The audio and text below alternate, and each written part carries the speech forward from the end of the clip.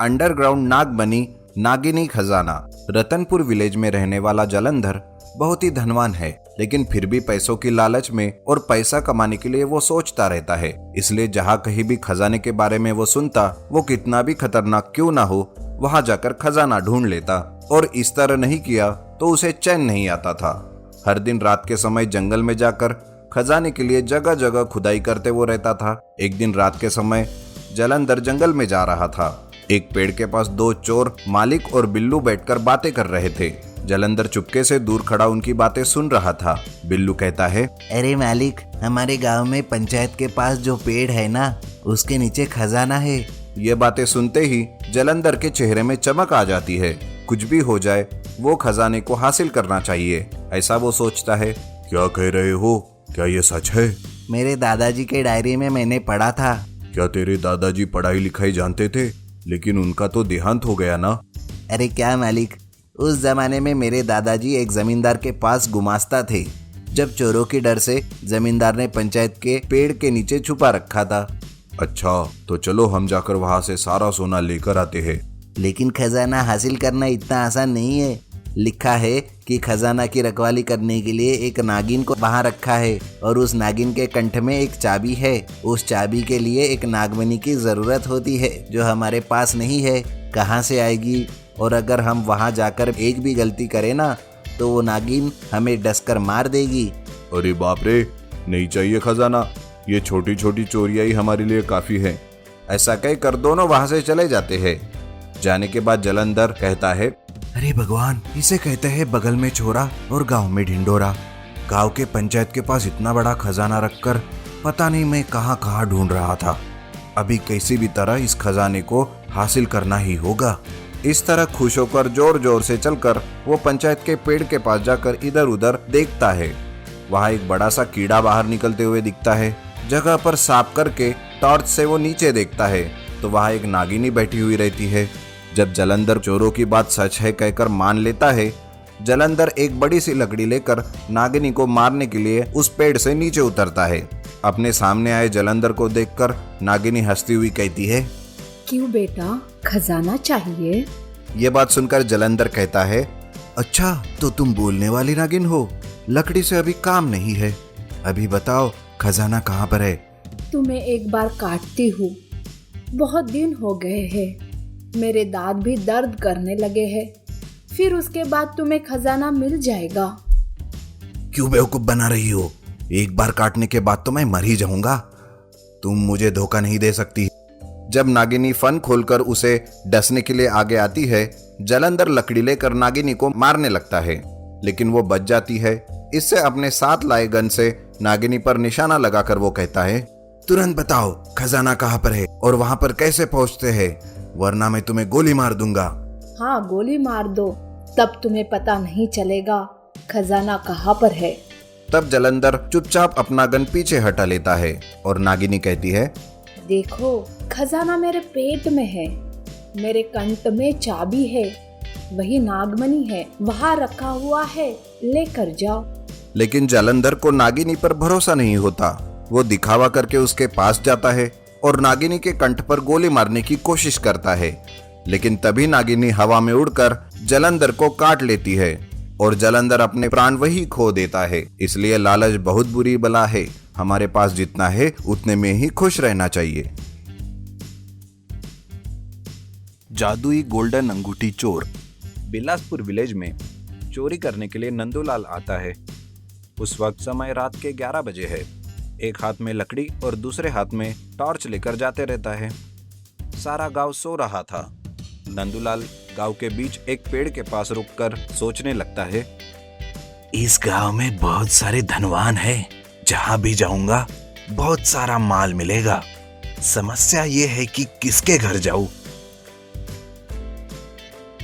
इस तरह सोचते रहता है। इतने में एक स्वामी जी वहां से गुजरते रहता है। पेड़ के पीछे छुपकर नंदूलाल स्वामी जी को देखते ही रहता है। स्वामी जी इधर उधर देखते हुए आगे बढ़ता है। नंदूलाल को स्वामी जी पर शक होता है। वो उनका पीछा करता है। इस तरह स्वामी जी गांव के बाहर एक जानवरों के शेड के पास आता है। नंदूलाल थोड़ी दूर पर खड़े होकर स्वामी जी क्या कर रहे हैं ये जानने के लिए देखते रहता है। इतने में स्वामी जी अपने साथ लेकर आए एक चमकती हुई जादुई अंगूठी को बाहर निकालते हैं। नंदूलाल समझ जाता है कि वो कोई जादुई अंगूठी है।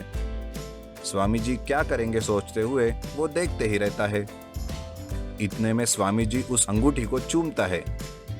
बस स्वामी जी वहां से गायब हो जाता है। चंदूलाल आश्चर्यचकित हो जाता है। अरे, स्वामी जी कहाँ चले गए और कैसे चले गए? उसे कुछ समझ नहीं आता। वो इधर उधर देखते रहता है। इतने में स्वामी जी बड़े से बक्से के साथ वहां प्रत्यक्ष होते हैं। उसे लेकर जल्दी जल्दी अपने घर चले जाता है। उसके पीछे ही नंदूलाल स्वामी जी के घर आकर खिड़की के पास खड़े होकर देखते रहता है। स्वामी जी अपनी पत्नी ललिता से कहते रहते हैं, बेटी की शादी के लिए तुमने जो गहने मांगे हैं ये रहे। सच में आप लेकर आए? हाँ, लेकर आया हूँ, ये देख लो। इस तरह स्वामी जी बक्से को खोलकर गहने दिखाते हैं। यह देखकर नंदूलाल का चेहरा खुशी से चमक उठता है। नंदूलाल मन में सोचता है, हाँ, मेरी तो किस्मत खुल गई। इतने सारे गहने एक साथ मिल गए। इन सबको ये कहाँ रखते हैं, ये देखकर इनके सोने के बाद जाकर चुरा लेता हूँ। तभी ललिता स्वामी जी से पूछती है, लेकिन इतने सारे गहने आपके पास आए कहाँ से? तुम्हें बताया तो था, मेरे पास एक जादुई अंगूठी है। उसने जैसे कहा मैंने वैसे ही किया और सारे गहने लेकर आया हूँ। स्वामी जी की बातें सुनकर नंदूलाल को एक आइडिया आता है। स्वामी जी के पास जो गहने हैं उससे भी ज्यादा कीमती वो अंगूठी होती है। अगर उसे चुरा लिया, जितना सोना चाहूं उतना ले सकता हूँ। इस तरह सोचकर वो स्वामी जी की अंगूठी को कहाँ छुपा रहा है ये देखते रहता है। स्वामी जी जादुई अंगूठी को अपने सिरहाने तकिए के नीचे रखकर सो जाते हैं। थोड़ी देर बाद नंदूलाल खिड़की के स्क्रू निकालकर अंदर आता है। स्वामी जी ने जो अंगूठी रखी है, नंदूलाल उसे निकालने की कोशिश करता है, लेकिन स्वामी जी बिना हिले ही सोते रहते हैं। नंदूलाल को कुछ समझ में नहीं आता। थोड़ी देर के बाद ललिता का हाथ स्वामी जी पर रखता है। इससे स्वामी जी दूसरी ओर पलट कर सो जाते हैं। तब तुरंत ही नंदूलाल तकिए के नीचे रखी जादुई अंगूठी को लेकर खिड़की से बाहर निकलकर बिना देरी किए जानवरों के शेड के पास आता है। तब नंदूलाल जादुई अंगूठी को चूमता है और फिर क्या, वो वहां से गायब होकर प्रत्यक्ष अंडरग्राउंड में होता है। अंडरग्राउंड में जिधर देखो उधर सोने से भरे पेटियां दिखाई देती है। वो सब देखकर नंदूलाल बहुत खुश हो जाता है। उसमें से एक पेटी को उठाकर नंदूलाल अंगूठी को फिर से चूमता है, लेकिन इस बार नंदूलाल गायब नहीं होता, वहीं पर खड़ा रहता है। नंदूलाल फिर एक बार चूमता है, लेकिन कुछ भी फायदा नहीं होता। तभी नंदूलाल उस अंगूठी को गौर से देखता रहता है। वो अंगूठी चमकते ही रहती है। वो सोचता है, अरे ऐसा क्यों हो रहा है? स्वामी जी के पास से ये अंगूठी को चुरा कर यहाँ पर आया हूँ, लेकिन ये अंगूठी अब काम नहीं कर रही है।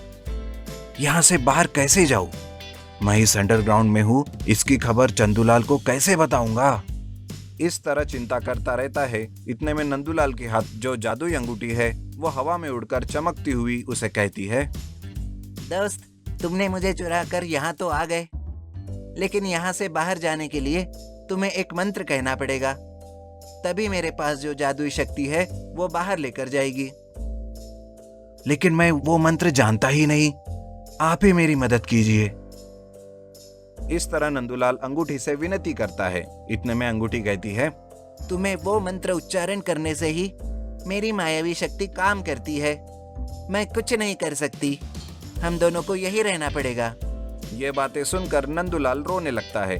जादुई अंगूठी को क्यों चोरी किया, बिना पूरी बात जान के यहाँ आकर फंस गया हूँ। मुझे भगवान ही बचा सकता है। लगता है अब मेरा नाम जनगणना में नहीं रहेगा। वो ऐसे चिंता करते वही रहता है।